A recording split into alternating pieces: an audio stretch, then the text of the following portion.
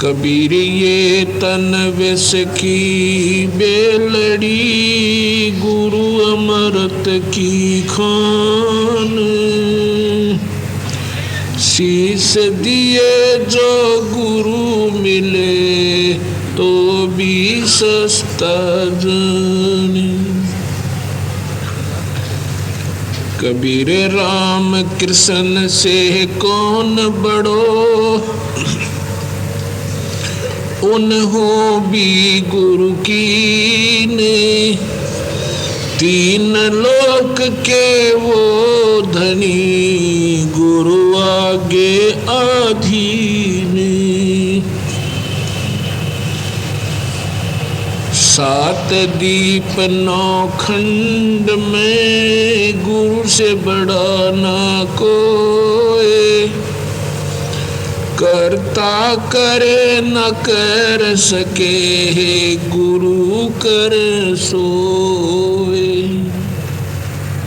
कबीर चार खान में भ्रमता, कदे न लगता पारे। सो फेरा सब मिट गया मेरे, सतगुरु के उपकार।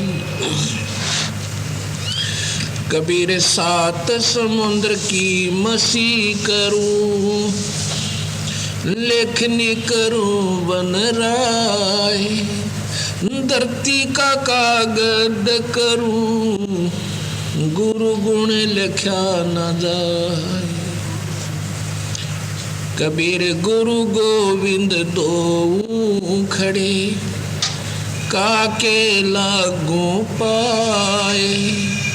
बलिहारी गुरु आपनो, जिन गोविंद दियो मिलाए।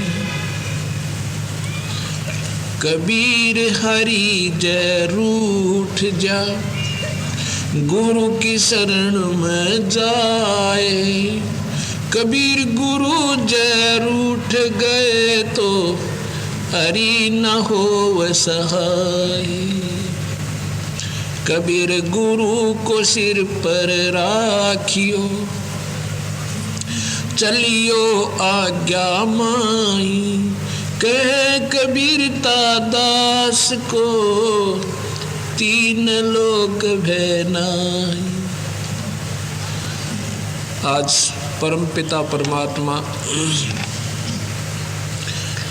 पूर्ण ब्रह्म भगवान सतपुरुष कबीर साहब की परम कृपा से आज इस पवित्र नगरी जोधपुर के अंदर ये परमात्मा के गुण गाने के लिए 5 दिवसीय ये संत समागम का आयोजन प्रारंभ हुआ।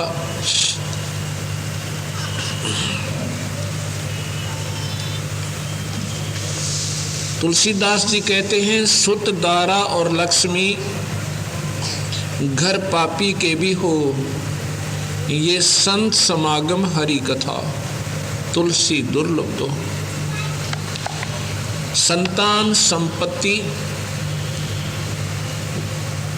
उन परिवारों में भी हो सकती है, उनके पिछले संस्कार कर्म आधार पर, जो परमात्मा को कभी भी याद नहीं करते, शराब पीते हैं और दुनिया को लूट लूट कर अपना घर भर रहे हैं, क्योंकि उन्होंने पिछले जन्मों में कोई ऐसे शुभ कर्म किए हुए हैं जिसके आधार पर परमात्मा उन्हें वह सर्व सुविधा दे रहा है जो आम व्यक्ति को भी शायद उपलब्ध ना हो, जो भक्ति भी कर रहे हैं, क्योंकि उनका पिछला संस्कार जैसे शुभ कर्म उन्होंने किए हैं वो परमात्मा उन्हें पूर्ण देवेगा। यदि उन नादान आत्माओं को सत्संग नहीं सुनने को मिला, उनका जीवन व्यर्थ हो जाएगा। जैसे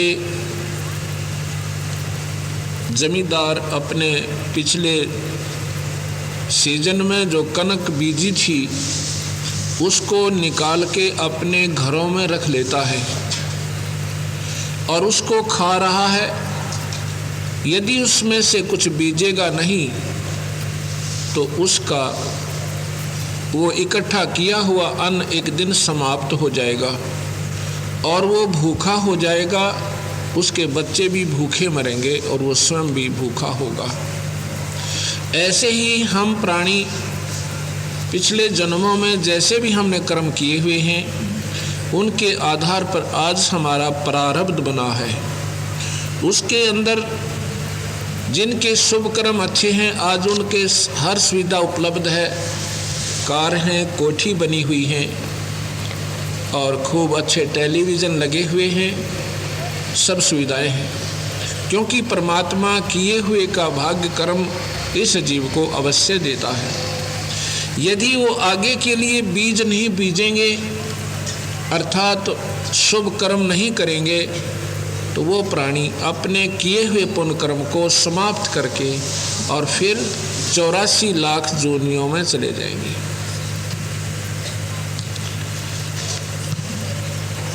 इसके लिए संत कहते हैं कि संत समागम हरि कथा, ये जो आज शुभ दिन दाता ने, उस परम पिता ने आपको उपलब्ध करवाया है, ये बार बार नहीं होता। ये ना जाने किन पुण्यात्माओं के शुभ कर्मों के आधार पर ईश्वर ने ये सारी व्यवस्था किसी भक्त आत्मा को मीडिया बना के, माध्यम बना के और यहाँ पर ये शुरू करवाई है। आप देख रहे हो, परमात्मा को चाहने वाली आत्माएं बहुत है, लेकिन मार्ग न मिलने से वो नादान आत्माएं अपनी साधनाएं भी कर रही हैं और जिनका प्रतिफल क्या होगा कि अंत में वो ढंग से साधना ना करने से अपने जीवन को व्यर्थ कर जाएंगे, बर्बाद कर जाएंगे। जैसा कि आज सुबह दिन में बताया था कि जो भी परमात्मा को चाहने वाली भागवान आत्मा है, कहीं ना कहीं वो कोशिश ज़रूर कर रही है परमात्मा को ढूंढने की, उस ईश्वर का आस्था आसरा लेने की। और जो भी साधना उसको उपलब्ध है किसी भी मजहब या धर्म के माध्यम से, उसको वो सत्य मान रहा है, उसको वो सही मानकर ही कर रहा है, नहीं तो करे नहीं उसको वो गलत सिद्ध हो जाता है। गलत और ठीक का कैसे ज्ञान होगा जब हम संतों के विचार सुनेंगे। अपने समाज में चल रही परंपरागत जो साधनाएं हैं वो कितनी ठीक हैं, कितनी गलत हैं, ये संत बताते हैं। वही संत जो शास्त्र के आधार पर अपना ज्ञान प्रचार करते हैं। शास्त्र जो हैं ये किसी व्यक्ति विशेष के नहीं होते या कोई मजहब के नहीं होते। किसी भी मजहब की आज हमने फीत ला रखी है। जो परमात्मा को जानने वाले महापुरुष किसी भी मजहब में हुए हैं, उन्होंने एक ही बात कही है और परमात्मा को पाने का वही तरीका बताया है, वो भिन्न नहीं बताया किसी ने। जब तक हम संतों के शरण में नहीं आते तब तक हम अपनी अपनी साधनाओं को श्रेष्ठ मानकर उस पर लगे हुए।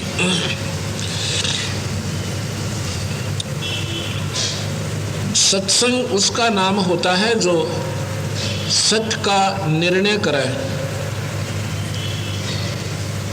और किस आधार पे करे। हमारा जो संविधान है, परमात्मा के बारे में जानकारी, उसके संविधान को, उसके नियमों की जानकारी हमें कहाँ से होगी?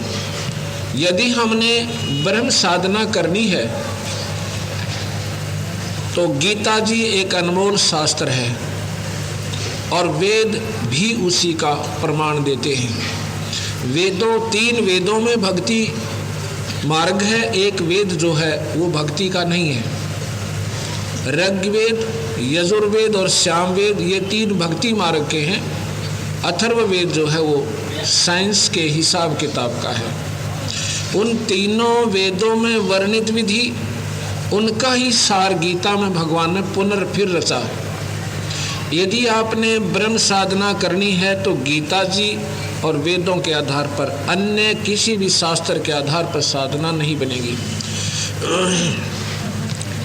उसके बाद पार ब्रह्म और पूर्ण ब्रह्म की साधना यदि आपने करनी है तो कबीर साहब के शास्त्र के अनुसार, ब्रह्म की भी उसी के अनुसार करनी होगी, क्योंकि कबीर साहब ने ब्रह्म, पार ब्रह्म और पूर्ण ब्रह्म, उनकी पूर्ण विस्तृत जानकारी भी दी है, उनकी शक्तियाँ भी बताई हैं और साथ में उनको पाने की विधि भी लिखी है।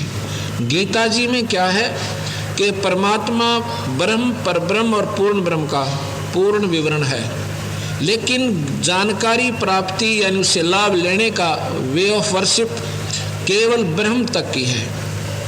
ब्रह्म से आगे की जानकारी ना तो वेदों में है और ना ही गीता जी में है, केवल ब्रह्म तक की साधना का सही ज्ञान है। उसके आधार पर अगर हम साधना करें, उसके बाद जब हमारा ब्रह्म तक की सही पूजा हो जाएगी, तभी हम उस परमपिता परमात्मा को पा सकते हैं। जैसे बच्चा, विद्यार्थी, हम स्टूडेंट हैं, परमात्मा के पढ़ने वाली यूनिवर्सिटी में, इस स्कूल में हमारा एडमिशन हो चुका है, इसीलिए परमात्मा ने हमें ये न्यारी ड्रेस दी है, ये मनुष्य शरीर जो है। जैसे कुत्ते, गधे, सूअर का भी शरीर यही है, 5 ही तत्व से, लेकिन उनसे न्यारी हमें पोशाक दी है। ये पहचान है कि आपके इतने शुभ कर्म हैं, आपके इतने नंबर बन गए हैं कि आप इस परमात्मा के पाने वाली यूनिवर्सिटी में, इस पाठशाला के अंदर आपका प्रवेश हो चुका है, दाखला हो चुका है।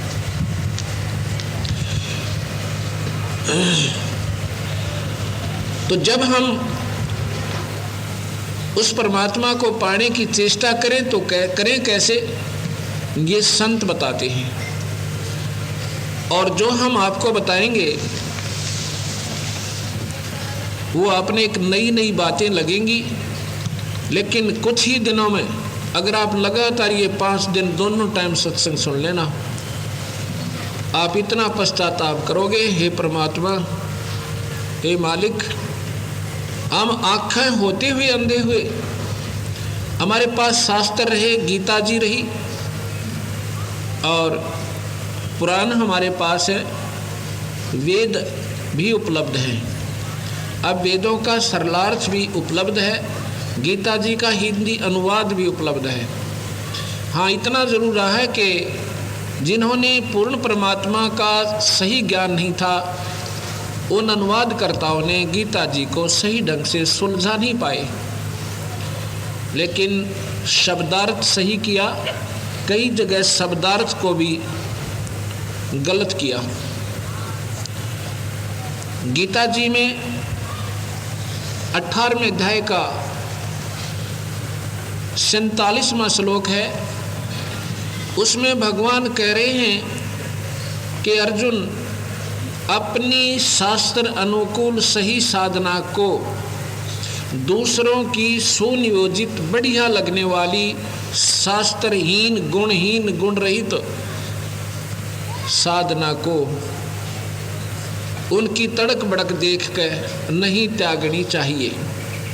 अपने धर्म में, अपनी पूजा में, अपने पूजा धर्म का मतलब है स्वधर्माय, माने अपनी धार्मिक पूजा में अंतिम सांस तक लगा रहना चाहिए और उसी में प्राण त्याग जाना चाहिए, जो आपकी श्रेष्ठ साधना है। गीता में अनुवादकर्ताओं ने क्या कर दिया कि हे अर्जुन, अपनी गुण रहित साधना को नहीं त्यागना चाहिए, दूसरों की बढ़िया साधना को देखकर अर्थ को अनर्थ कर दिया। ये गीता मेरे पास उपलब्ध है और इसकी 1,06,80,000 प्रतियां समाज में पहुंच चुकी हैं, जिसमें क्या गलत सरलार्थ किया है कि अपनी घटिया साधना को नहीं छोड़े, चाहे कितनी गंदी कर रहा है। गुण रहित माने एक अन्य की नहीं, यूजलेस नहीं छोड़नी चाहिए दूसरों की बढ़िया शास्त्र अनुकूल साधना को देख के। ऐसा फिर ये गीता जी का कहने की क्या आवश्यकता पड़ती भगवान ने? अगर यही लिखना था कि वो जो ऐसी कर रहा करते रहो, उसको मत त्यागना, तो फिर गीता जी क्या आवश्यकता थी भगवान ने ये ज्ञान लिखने की, लिखवाने की, बोलने की? अनर्थ कर दिया। अर्थ बनता है कि अपनी शास्त्र अनुकूल साधना को दूसरों की गुण रहित घटिया साधना जो शास्त्र के अनुकूल नहीं है, उसके विपरीत है, उसको चाहे वह कितनी बढ़िया दिखाई दे, वह अपनी असली साधना को कभी मत नहीं छोड़ना चाहिए, उसमें अंतिम सांस तक लगा रहना चाहिए। ये ऐसा कह दिया, जिसका कितना भयंकर परिणाम निकला कि कोई माता धोक रहा है तो माता जी पर लग रहा है, किसी ने मंदिर में घंटी बजा रहा है तो मंदिर में ही परमात्मा मान रखा है। मंदिर में परमात्मा नहीं है, मूर्ति में भगवान नहीं है, वो तो फिर सर्वव्यापक है, कण कण में विद्यमान है। मंदिर में किसने भगवान बना दिया, किसने बैठा दिया? कोई पशु तो है नहीं इसको बांध दिया वहाँ जाकर किसी ने? विचार कीजिए, मंदिर में एक प्रतिमा बनाई रखी होती है किसी देव की, भगवान विष्णु की हो सके, भगवान शिव की हो सके, श्री राम और सीता जी की हो सके। उस मूर्ति से हमें क्या ज्ञान होता है कि ये परमात्मा जिसकी तस्वीर, जिसका स्वरूप हम देख रहे हैं, इसमें क्या क्या गुण थे, इन्होंने क्या क्या लीलाएं की, ये कितने काम के भगवान थे। लेकिन उसमें भगवान नहीं है, वो गुण नहीं है जो भगवान के होते हैं। जैसे एक बार मैं आपको बताता हूँ, जब कबीर साहब की भगवान की हमने ये जानकारी हुई, उनका विचार किया गहराई में, क्योंकि मैं भी गीता का तगड़ा उपासक था। भगवान कृष्ण, भगवान शिव और हनुमान जी और माता मंगलवार का व्रत रखना। अब पता चला ये तो कहीं किसी शास्त्र में भी प्रमाण कोई ना कि किस प्रकार हमें साधना करनी चाहिए, वो विधि नहीं थी। एक बार मैं कुछ फल लेने के लिए एक फल वाले की दुकान पर जाता हूँ। वहाँ पर मैं केले ले रहा था, साथ में एक सेब लेने वाला आ जाता है ग्राहक। वो दुकानदार से कह रहा, भाई मुझे बढ़िया सेब दे देना, पैसे तेरी मर्जी के। दुकानदार फल वाला कहता, भाई उसने ऐसे अपने कॉलम से बना रखे, खाने नारे नारे ऊपर तक। उसने कहा, ये तेरे सामने सेब रखे, छांट ले अपनी मर्जी से, मेरे पास यही है। वो कहता है, इनमें कोई अच्छा सेब नहीं है, ये ऊपर वाले सेब दे दे जो तूने ऊपर वाले कॉलम में यानी उस ऊपर के हिस्से में रखे हुए हैं। उसने ऐसे 3 4 5 वो बना रखे थे फल रखने के, ऐसे स्लोपसी में। दुकानदार कहता है, ये तेरे मतलब के नहीं है, क्योंकि वो पत्थर के बनवा के उसने और बढ़िया उसके ऊपर ऐसा गजब पेंट कर रखा, ओरिजिनल न भी फेल करे हुए, और वो रख रखे ऊपर ले कॉलम में। वो कहता है, ग्राहक कहता, भाई मैं पैसे पूरे दे रहा हूँ, आप क्यों नहीं दे रहे मुझे वो सेब? कमाल करते हो आप, ये किसके लिए रखे हैं तूने? उसने उठाकर वो सेब उसके हाथ पर रख दिया, ले भाई। वो देखा किलो पकेगा, पूरा वजन उसमें, और बोला ये क्या है? ये तो पत्थर का है। तो और मैं क्या कह रहा था तुझे, ये तेरे मतलब के नहीं है, ये तो दिखान खातर रख रखे, मैंने वो शोबासी बनी रहा है। तो उस सेब में वो गुण नहीं थे, नज़र वैसा ही आ रहा था, ना वो मीठा और ना पेट भरे, पर उस सेब के देखने से सेब की महिमा का ज्ञान जरूर हुआ, पर उस पत्थर में सेब नहीं था, उसमें रस नहीं था, वो गुण नहीं था। ऐसे ही भगवान मंदिर में नहीं है, ना मूर्ति में है। मूर्ति केवल जानकारी देती है कि ये भगवान क्या था और ये कैसा था। अब जैसे कोई बच्चा स्कूल पढ़ रहा है, पुस्तक में वो देखता है बढ़िया आम, उसके फर्स्ट क्लास यानी नर्सरी केजी के बुक में, और उस सेब ने देखकर कहता, पापा मैं तो सेब लूँगा, और पापा कहे, बेटा ये सेब है, खा ले इसने। और उसके ऊपर चाहे आरती उतारो उस सेब की, चाहे उसके ऊपर आदर से उसके गुणों को ज्ञान आधार पर कितनी उसकी श्रद्धा करो और उसकी सम्मान करो, वो मुंह मीठा नहीं कर सकता। वो कागज़ की मूर्ति का सेब, आम, उस आम ने ये ज्ञान जो दिवा दिया कि ये बहुत मीठी वस्तु होती है, इसको प्राप्त करना चाहिए। ऐसे इस पत्थर की मूर्ति ने हमें सेंटिमेंटल का काम किया, एक प्रेरणा दी हमारे अंदर की ईश्वर बहुत काम की चीज़ है, इसको पाना चाहिए। जैसे आम को पाने के लिए विधि है, उस मूर्ति में आम नहीं है, उसकी चित्र है। ऐसे ही मंदिर में भगवान नहीं है, वो उनका चित्र है ईश्वर का। उस आम को पाने का तरीका है कि पहले मेहनत कीजिए, फिर 20 रुपये 50 रुपये जेब में डालिए, फिर मंडी में जाके आम कीजिए मार्केट में, और फिर आपको आम मिलेगा। ऐसे ही उस परमात्मा के पाने की विधि है, जिसकी आपने चित्र में देखकर उसके गुणों को याद किया। संतों के पास जाइए, संत आपको एक मंत्र देंगे, उसके जाप का नाम देंगे, उस नाम का फिर डट कर जाप कर कमाई करना। उस कमाई के आधार पर आपको उस ईश्वर के गुण जो तुम सुना करते थे और महसूस किया करते थे, वो फिर आपको आनंद देंगे, वो लाभ मिलेगा। एक समय हम एक सत्संग कर रहे थे एक भक्त आत्मा के, उनके वहाँ पाठ किया हमने, फिर भोग लगना था, संडे का दिन था, रविवार का। उसने अपने चाचा जी से कहा कि चाचा कल हमारे भोग पड़ेगा, आप अवश्य आइएगा। अवश्य आऊँगा पुत्र। संडे इतवार का दिन था, दुकानें बंद थी। उसके चाचा जी आते हैं, जब भोग पड़ लिया, उसने कहा चाचा अब तो बहुत लेट हो गए। कहता बेटा आज मैं 5 मंदिरों में गया था, एक तो वो शमशान घाट वाला, एक शिवजी वाला और एक हनुमान वाला, 500 गिना दिए।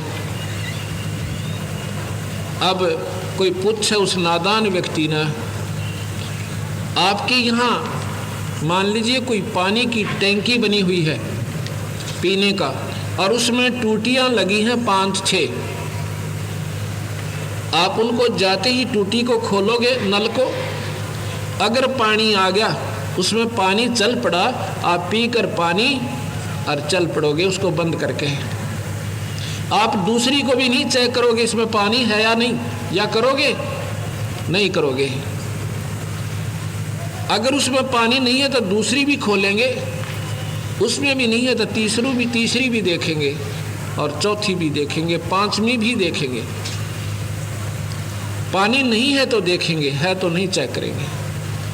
ऐसे ही अगर भगवान मंदिर में, एक में मंदिर में भगवान होता तो दूसरे में जाने की आवश्यकता नहीं पड़ती। ये सूखे डले ढोने यानी अनावश्यक हमारी पूजाएं हैं जो हमें लाभ नहीं दे रही, जिसका भयंकर परिणाम हुआ कि हम मेहनत बहुत करते हैं और फिर भी हमें लाभ नहीं मिला ईश्वरीय शक्ति का जो हम सुना करते थे। कबीर साहब कहते हैं गुरु बिन किन्हें न पाया ज्ञाना, जो थोथा बुछड़े किसाना। संत के बिना किसी को भी भक्ति मार्ग की जानकारी नहीं हो सकती। ऐसे ही एक जैसे थोथे भूस को, यानी खाली भूस जिसमें कनक ना हो और उसको कूट रहा हो कोई, मेहनत बराबर है, परिश्रम बराबर है, पर अंत उसका रिजल्ट 0 होगा। ऐसे ही हम जो साधनाएं करते हैं ये हमारी व्यर्थ है। अब ये बातें हमें शुरू में जो बुद्धिमान जीव हैं वो तो अवश्य स्वीकार करेंगे, और जो रूढ़िवादी हैं जिन्होंने दूसरी सुननी ही नहीं, जो हम कर रहे हैं वो ठीक ही है तो करते रहो, कोई दबाव नहीं किसी पर। हमारा फर्ज है, हमें ज्ञान हुआ, हम भी ऐसे ही अनजान थे और लगा कि मेरे जैसे परमात्मा को चाहने वाली बहुत आत्माएं हैं, उनको मार्ग नहीं है, और सतगुरु के आदेश से ये मार्ग बताने की हमारी ड्यूटी लगाई है। हम केवल सत्य कहेंगे, असत्य का सहारा नहीं देंगे। कोई सुनो बेशक मत सुनो, कोई दबाव नहीं किसी पर, ये कोई प्रेशर की बात नहीं है, लेकिन सच्चाई कड़वी होती है, अंत में मीठी बन जाती है। कबीर साहब कहते हैं, कबीर इस संसार को समझाऊं कै बार, पूछ पकड़ रहे बेड़ की उतरा चाव पारे। कबीर तीरथ कर कर जग मुया, उड़े पानी नहाए, राम नाम रटा नहीं फिर काल घसीटे जावे। तीर्थ कर कर जग मरा, वह क्या है? एक तालाब होगा, लंबा चौड़ा भी हो सके, वो छोटा भी हो, तीर्थ की परिभाषा सुनाता हूँ आपको। भक्तात्माओं, आप निष्पक्ष भाव से ये सत्संग सुनना। मजहब, जाति और अपनी इष्टवादिता को कति भूल जाना 5 दिन, फिर आपकी मौज कुछ भी करना। ये भी भूल जाना हम किस मजहब से संबंध रखते हैं, ये अपनी भूल है। आज हम हिंदू हैं, कल मर जाओ मुसलमान के घर जन्म हो सकता, कोई पाबंदी नहीं है भगवान के घर में। कहीं कदे कोई बावड़ा हो रहा हो, और आज हम मनुष्य, कल हम गधे भी बन सकते हैं। हमारी जाति जीव है, और हमारा जो मनुष्य, इस जीव जाति में जो मनुष्य जाति है सबसे उत्तम है। इसमें हम ईश्वरीय साधना कर सकते हैं। अगर इसमें चूक गए तो फिर 84 में चौकस जाना होगा, फिर कोई बचाव नहीं है। अब मैं तीर्थ के बारे में आपको जानकारी देता हूं, ध्यानपूर्वक सुनिएगा, क्योंकि आज हमारा समाज भक्ति मार्ग में बहुत निम्न सतर्पा हो गया। समाज माने जीव, हमारा मनुष्य समाज, मानव समाज, नॉट एनी रिलीजियस संबंध में, हम धार्मिक संबंध में कोई बात नहीं करेंगे, क्योंकि मजहब हमारा नहीं है। क्यों चला गया इतना नीचा? क्योंकि हमें सत्य ज्ञान सुनाया नहीं, सुनाया तो हमने स्वीकार नहीं किया। सुनाया हमारे भगवान कबीर साहब ने आकर। अगर आप कबीर साहब की ये 5 दिन महिमा सुनना, उन्होंने किसी को, जैसे भगवान विष्णु में कितनी शक्ति है, शिव में कितनी शक्ति है, ये ज्यों की तो जानकारी दी है, और ये कितना लाभ दे सकते हैं ये भी बताया है। यही गीता जी में वर्णन है जो कबीर साहब ने बताया। अब मैं तीर्थ के बारे में आपको जानकारी देता हूँ। तीर्थ क्या चीज़ है? तीर्थ के जाने से जीव को पाप ज़्यादा और पुण्य 0। पुण्य नहीं है, केवल पाप हैं। कैसे? जैसे तीर्थ क्या है? ये एक जोहड़ पाओगा, तालाब मिलेगा, जलाशय, और उसके आसपास ऊंची ऊंची उसकी मेड़ बनी होगी, उसके ऊपर वृक्ष बने होंगे, कुछ मंदिर भी बना रखे होंगे। वहाँ पर क्या रहा होगा, कैसे बने वो तीर्थ? किसी महापुरुष ने वहाँ पर परमात्मा पाने के लिए वहाँ बैठ के कोई साधना की थी। पानी का आसरा देखा कि पहले कुएं कम होते थे, ऐसे जलाशयों का ही आसरा तक के महात्मा ऋषि जन वहाँ साधना किया करते थे, एकांत स्थान जाकर। उस तीर्थ, उस जोहड़ के, उस तालाब के किनारे बैठ के किसी महापुरुष ने साधना की थी। वो अपनी साधना करके वहां से चला गया। अब वहां कुछ नहीं बचा। जैसे एक होम दस्ता होता है, होम दस्ता आपने देखा होगा, एक लोहे का ड्रम सा होता है, गोल राउंड, जैसे उखल होता, उखल, ये बाजरा आदि कूटते हैं उसमें, ऐसा। और एक लोहे का उसका डंडा होता है, रॉड सी लंबोटी, उसमें ऐसे किसी ने सामग्री कूटी, किसी का, दूसरे का मोम दस्ता उधारा लेकर अपनी हवन सामग्री उसमें कूट के, उसका बना के मिश्रण, और उस होम दस्ते को बिल्कुल साफ कर दिया, कति पोंछ के धो के, और पड़ोसी का वापस दे दिया। फिर भी उसमें महक बच गई, और उन्होंने जाकर के अपने घर में कमरे में अपनी चारपाई के नीचे रख दिया। जब उस कमरे में वो बढ़ते हैं, प्रवेश करते हैं, तो कहते हैं पता नहीं आज इसमें इतनी महक कहाँ से भर गई। जब ढूंढते ढूंढते देखा कि ये तो इस मोहम दस्ते में से, इस पात्र में से आ रही है। फिर ध्यान आया कि कोई पड़ोसी मांग कर दे गया था, उसने कोई अपनी सामग्री कुटी होगी, पर उसमें सामग्री भी नहीं है, केवल महक है, और 1 हफ्ते के बाद वो महक भी नहीं रही। ऐसे ये तीर्थ है, वो भगवान की भक्ति रूपी सामग्री कूटने वाले संत ने उस तीर्थ रूपी मोमदस्ते पर अपनी साधना की सारी कमाई लेकर चला गया। वहाँ नहीं छोड़ा उसने कुछ भी, पर फिर भी वहाँ उसकी भक्ति का कुछ अंश रहा, पर उस अंश भी कुछ दिनों में समाप्त हुआ। अब वो तीर्थों में भी वो अंश नहीं है। जहाँ थोड़ी देर जाने से शांति तो मिल जाती है, लेकिन लाभ जीवन कति नहीं।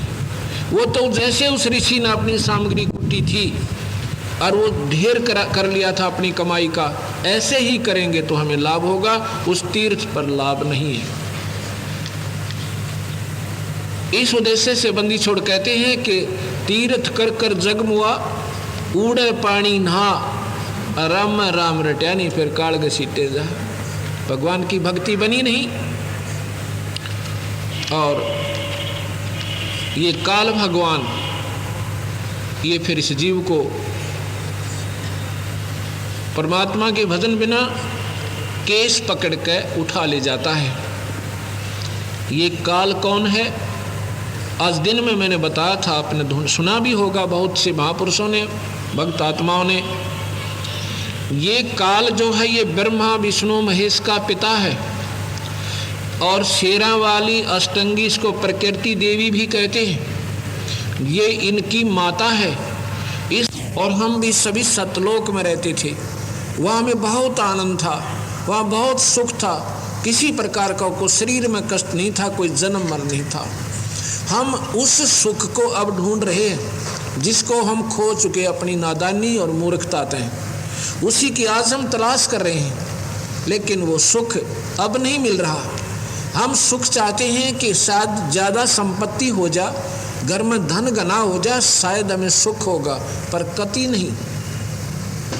कोई निसंतान है, चाहता भगवान मेरे बच्चे हो जा, मुझे सुख होगा, लेकिन वो भी सुख वो सुख नहीं है जिसकी हमें तलाश है।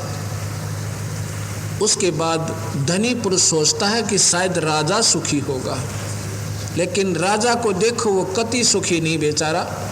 एक घर में 5 सदस्य होते हैं, ज़्यादा से ज़्यादा 6 होंगे।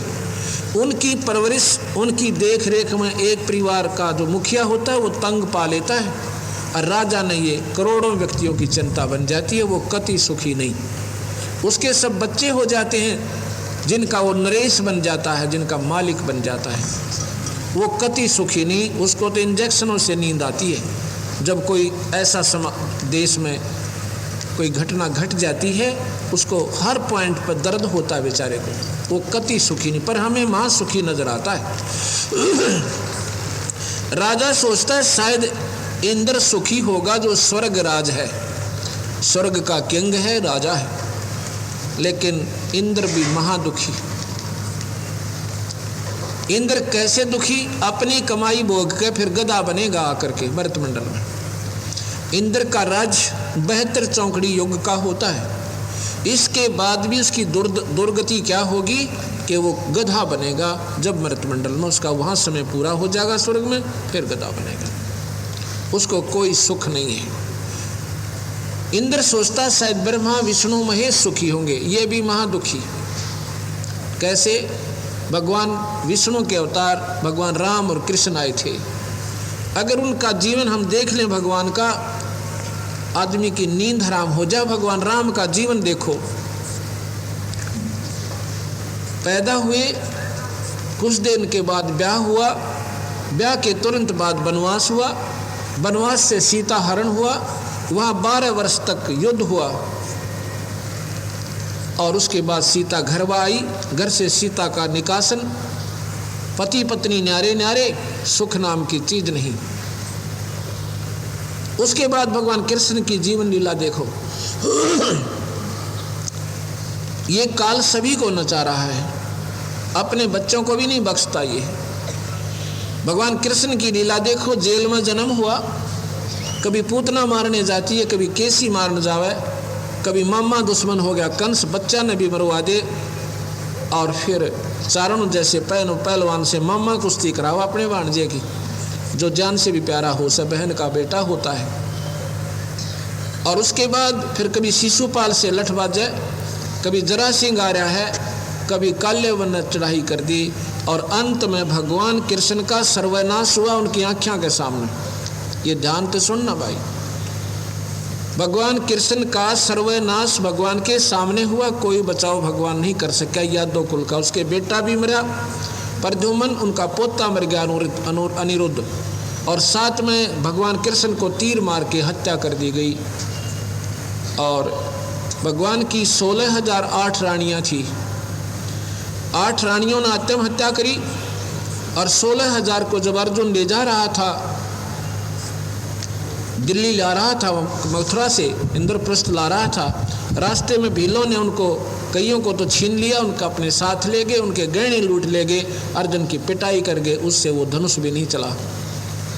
और जब उसी धनुष से भगवान उस अर्जुन ने अनरथ कर दिया था, घमासान युद्ध करके दुनिया मार डाली थी, और वहाँ उस पर हथियार नहीं उठा।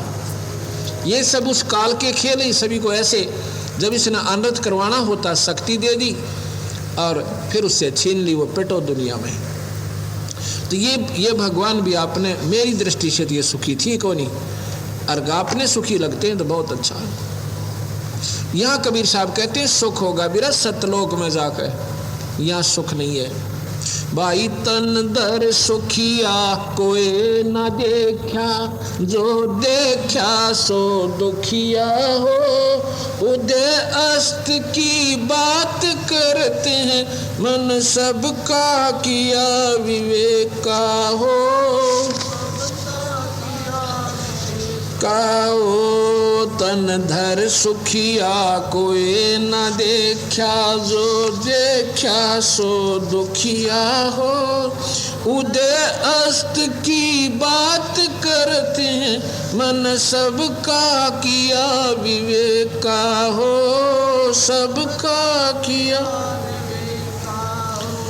घाटे बाद सब जग दुखिया, के गृहस्थी बैरागी हो, घाटे बाद सब जग दुखिया, के गृहस्थी बैरागी हो, सुख देव ने दुख के डर में, गर्भ में माया त्यागी हो, गर्भ में माया त्यागी हो। तन दर सुखिया कोई न दे, जो देखा सो दुखिया हो, उदय अस्त की बात करते हैं, मन सबका किया विवेका हो, सबका किया विवेका हो। भाई जंगम दुखिया योगी दुखिया, तपसी को दुख दूना हो, जंगम दुखिया जोगी दुख, तपसी को दुख दूना हो, आशा तृष्णा सबको व्याप, कोई मैल न सुना हो, कोई मैल न सुना हो। तन धर सुखिया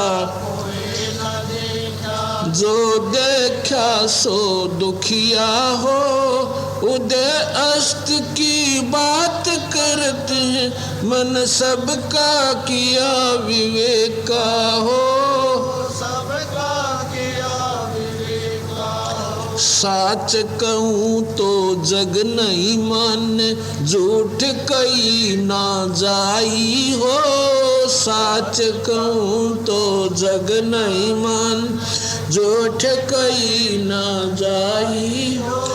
ब्रह्मा विष्णु ये शिव जी दुखिया, जिन ये राह चलाई हो, जिन ये राह चलाई हो। तन धर सुखिया कोई न दे, जो देखा सो दुखिया हो, उदय अस्त की बात करते हैं, मन सबका किया विवेका हो, सबका किया विवेका हो। सुरपति दुखिया भूपति दुखिया रंक दुखी बपरीती हो। सुरपति दुखिया भूपति रंक दुखी बपरीती हो। कहे कबीर और सब दुखिया संत सुखी मन जीती हो। संत सुखी मन जीती हो। तन धर सुखिया देखा जो देखा सो दुखिया हो। उदय अस्त की बात करते हैं मन सबका किया विवेक हो। सत्य अब आपने सुना कि तन धर सुखिया कोई न देखा, जो देखा सो दुखिया हो। उदय अस्त की बात करते हैं मन सब का किया विवेका हो। अर्थात मैंने सभी का परीक्षण किया। सतगुरु महाराज कहते हैं कबीर साहब मुझे तो कोई सुखी यहाँ पर प्राणी लगा नहीं, क्योंकि हम अपने सुख को छोड़ आए जिसकी आज हमें तलाश है। ये ब्रह्मा विष्णु महेश कौन है?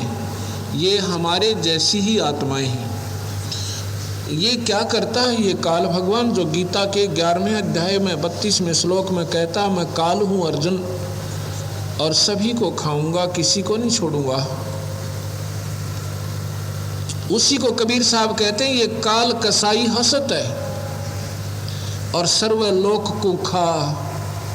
अंकुश निर्गुण नाम का ये सतगुर दर पकड़ा जा। अब काल को कसाई कहा सतगुरु ने, कबीर भगवान ने। ध्यान से सुनना इन बातों को। विष्णु पुराण में लिखा है कि भगवान विष्णु का, अब यहाँ ध्यान से सुनना, विष्णु कौन है? विष्णु दो हैं। विष्णु का मतलब पालन करता। वैसे तो ओवरऑल विष्णु जो है उसका तो अभी मैं जिक्र नहीं करूँगा, पर जिस विष्णु की आपने जानकारी है उसका निर्णय देता हूँ। विष्णु समझो होम मिनिस्टर, पालन करता। होम मिनिस्टर दो होते हैं, एक स्टेट का एक सेंटर का। अब जैसे ब्रह्मा विष्णु महेश जिनकी हमें जानकारी है, ये तीन लोक के प्रभु हैं। प्रभु माने स्वामी। इनका जो पिता है ये होम मिनिस्टर भी है और ये 21 ब्रह्मांड का कुल मालिक भी है। ये अपने ही तीन रोल में ब्रह्मलोक में रहता है, महाविष्णु, महाशिव और महाब्रह्मा के रूप में। तो यहाँ जो है उस महाविष्णु का जिक्र है। शिव पुराण में, विष्णु पुराण के अंदर महाविष्णु का जिक्र है। उसमें लिखा है कि विष्णु का परम रूप, एक रूप तो भगवान है, पुरुष है, और उसका असली रूप काल है। उस ज्योत निरंजन का ब्रह्म की जानकारी उसको विष्णु भी कहते हैं। जैसे प्रधानमंत्री अपने पास अन्य विभाग भी रख सकता है, वो स्वयं होम मिनिस्टर भी है, वो डिफेंस मिनिस्टर भी है। वो चाहे तो सभी महकमों को अपने पास भी रख सकता है, उसको कोई मंत्री की भी आवश्यकता नहीं उसे। वो अपने सहयोग के लिए मंत्रियों को अपने विभाग, अपना कार्यभार घटा देता है, दे सकता है। ऐसे ये काल भगवान 21 ब्रह्मांड में अपनी प्रभुता इसकी है।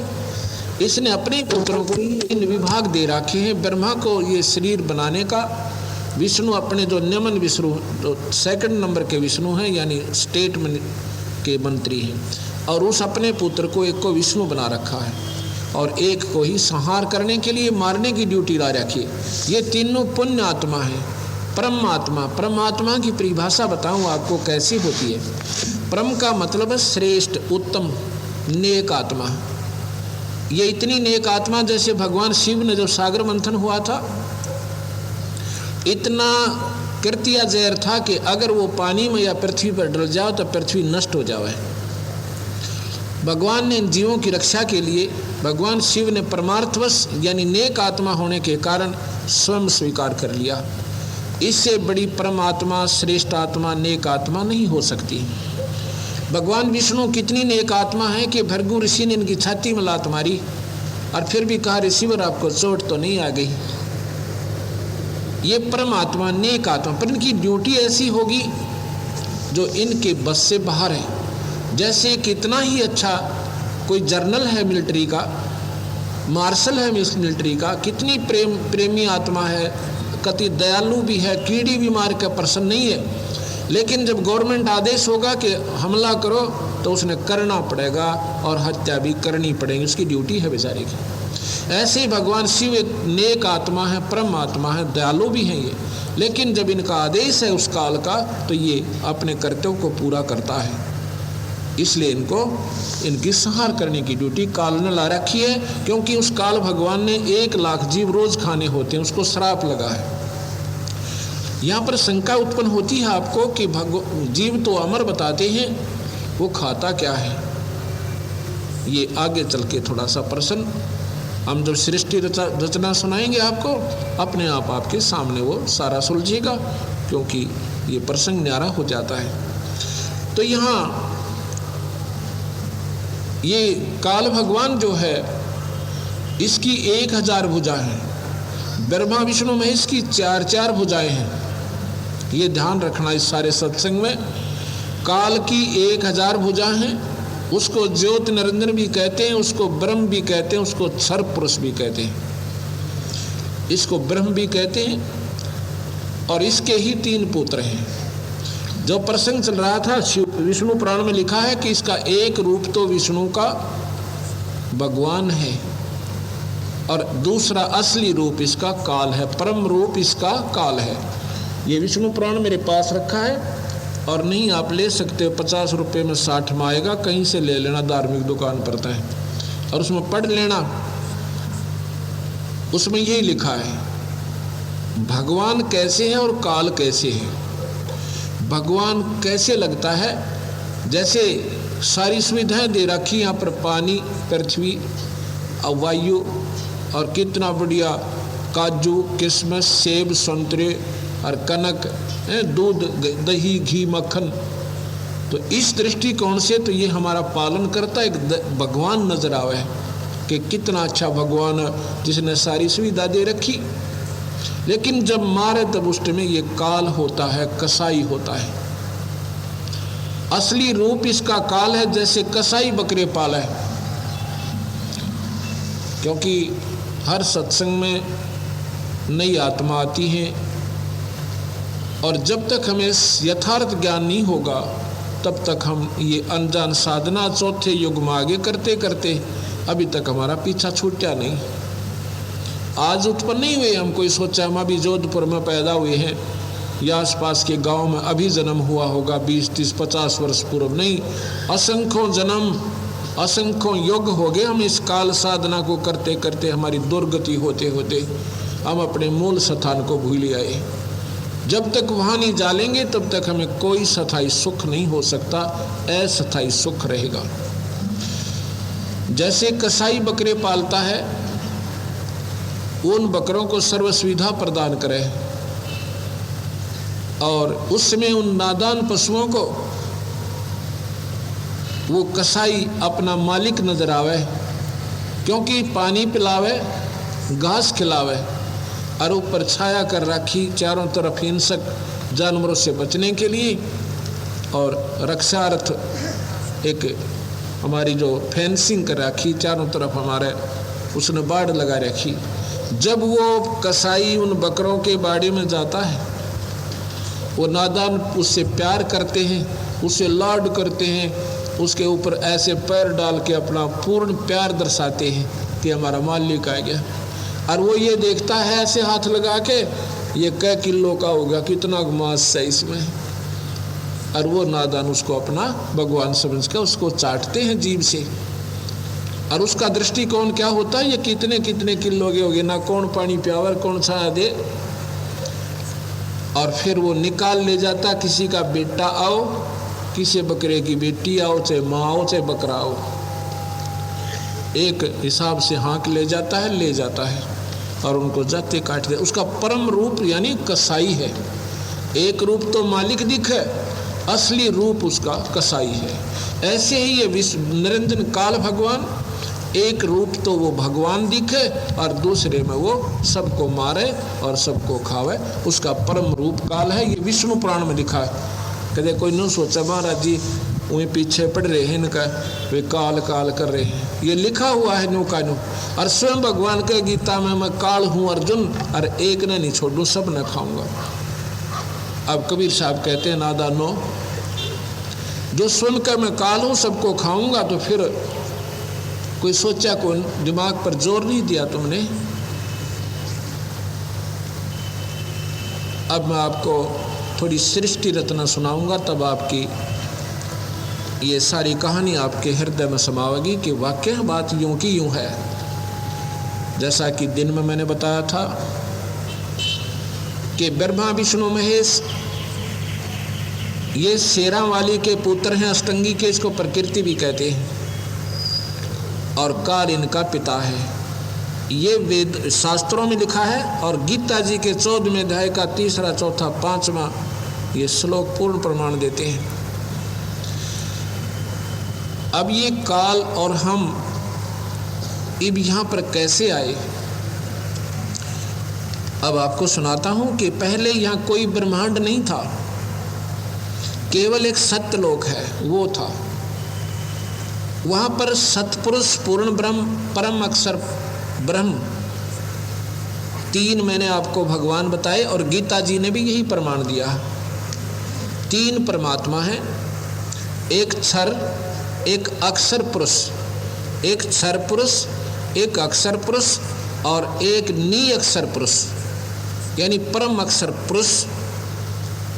ये 3 परमात्मा गीता जी का 15वां अध्याय का 16, 17 और प्रमाण देते हैं। अध्याय के 15वें अध्याय के 16, 17 श्लोक। जो परम अक्षर पुरुष है यानी पूर्ण ब्रह्म परमात्मा है, उसके अवतार स्वयं कबीर भगवान आए हैं। अब यहाँ प्रश्न उठेगा कि कबीर साहब तो 600 वर्ष पुराने हैं मुश्किल से, और इन्होंने कैसे सृष्टि करता होगे। कबीर साहब 4 युगों में आए हैं। सतयुग में सत्सुकृत नाम से, त्रेता में मुनिंदर नाम से, द्वापर में करुणा में नाम से, और कलयुग में कबीर नाम से। वो पूर्ण ब्रह्म परमात्मा सतलोक में रहता है। जैसा कि मैंने दिन में बताया था, यजुर्वेद के 5वें अध्याय का 32वां श्लोक भी यही प्रमाण देता है कि वो परमात्मा सारी सृष्टि का, तारा आदि तंतुओं का रचने वाला और बंधनों का शत्रु यानी बंधन काटने वाला, बंधन छुड़वाने वाला, बंदी छोड़, हम उसको बंदी छोड़ कहते हैं। और सरदारकर्ता ने उसमें लिखा है बंधनों का शत्रु यानी बंधन छुड़वाने वाला, बंधन काटने वाला, हम उसको बंदी छोड़ कहते हैं। स्वयं भी वो अपने आप को बंदी छोड़ कहते हैं। कबीर साहब कहते अमर करूं सतलोक पठाऊं, अर्थात बंदी छोड़ कहूं, इसलिए मैं बंदी छोड़ कहलाता हूं। वो सतलोक में रहता है, ऐसा ही वेद में लिखा है और ऐसा ही गीता में लिखा है। अर्जुन वो पूर्ण परमात्मा ऊपर शाश्वत स्थान में रहता है। आपको रोजाना 1 या 2 गीता का अध्याय सुनाऊंगा और फिर आपका हृदय से ये जो अज्ञान है ये कति दूर होगा। गीता जी को हम अवश्य मानते हैं क्योंकि ये बहुत ही उत्तम शास्त्र है। इसके इक्विवेलेंट, इसके बराबर ब्रह्म तक की साधना का कोई शास्त्र नहीं है। और ये किसी मजहब जाति का नहीं है। जाति और मजहब तो उसमें मजहब तो बने भी नहीं थे जब ये शास्त्र भगवान ने इस प्राणी के उद्धार मात्र लिखा था। इसमें केवल जानकारी तो ब्रह्म और पारब्रह्म की पूरी है, पूर्ण ब्रह्म की भी है, लेकिन वे ऑफ वर्शिप केवल ब्रह्म तक की है।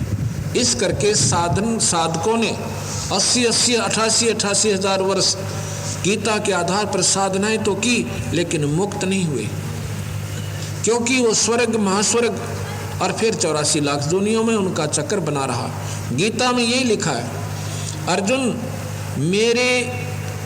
मेरे को कोई प्राप्त नहीं कर सकता जिस रूप में मैंने तुझे आज दर्शन दिए, जो विकराल रूप दिखाया, विराट रूप, ये मेरा असली रूप है, इसको कोई नहीं देख सकता। न वेदों में वर्णित साधना था, न तप से, न यज्ञ से, न हवन से, किसी भी प्रकार से मेरे इस रूप का ना दर्शन हुए हैं ना ही होंगे, अर्थात परमात्मा प्राप्ति नहीं।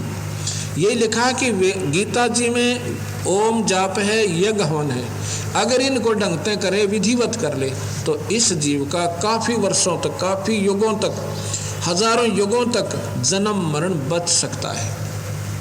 वो कहाँ रहेगा? वो महास्वर्ग में रहेगा। स्वर्ग क्या चीज़ है? एक रेस्टोरेंट है, एक होटल है, इसमें भी अंतर होता है। एक तो राजस्थान का होटल, एक कुल्लू मनाली का होटल, वहाँ ज़्यादा खर्चा और आनंद ज़्यादा है, क्योंकि वहाँ वातावरण एक जैसा रहता है, बड़ा मीठी मीठी, और विशेषकर गर्मियों में। अब जैसे कोई साहूकार व्यक्ति ही रेस्टोरेंट में जा सकता है, ना गरीब आदमी नहीं जा सकता। ये स्वर्ग एक रेस्टोरेंट है, एक होटल है। साहूकार आदमी अपनी पूंजी बचा के, और 2 महीने जब राजस्थान हरियाणा में लू चले, उस समय कुल्लू मनाली जाकर उन रेस्टोरेंट में रहे, जेब में 10,000 रुपये 20,000 रुपये होंगे तो 2 महीने कटेंगे, ना तो जल्दी वापस आ जाएगा। वहाँ अपनी जेब कटवा के, यानी 2 महीने मौज मार के और पूंजी खो के, फिर मुंह लटका के इसी क्षेत्र में फिर आ जाना। ऐसे ही स्वर्ग के अंदर वो पूंजीपति जाते हैं जिनकी पुण्य कमाई होती है, जिनके पुण्य ज़्यादा होते हैं, जो भगवान ओम जाप का मंत्र ज़्यादा कर जाते हैं, वो स्वर्ग और महास्वर्ग में वहाँ चले जाते हैं। वहाँ अपनी पूंजी ने खा के खो के और फिर मुंह लटका के गधे बन जाते हैं। ये ब्रह्म तक की साधना का अंतिम यानी लाभ है। यही गीता में लिखा। अर्जुन 9वें अध्याय का 7वां श्लोक पढ़ के देखियो कि कल्प के अंत में ये सभी प्राणी, चाहे स्वर्ग में हैं चाहे महास्वर्ग में हैं, ये सारे नष्ट हो जाएंगे, मेरी प्रकृति में लीन हो जाएंगे, फिर मैं दोबारा रचूंगा। 8वें अध्याय में फिर लिखा है, इनको बार बार रचता हूँ मैं, कर्म के आधार पर, कोई गधा बने, कोई कुत्ता बने, कोई सुअर बने। ये गीता जी में लिख रखा है।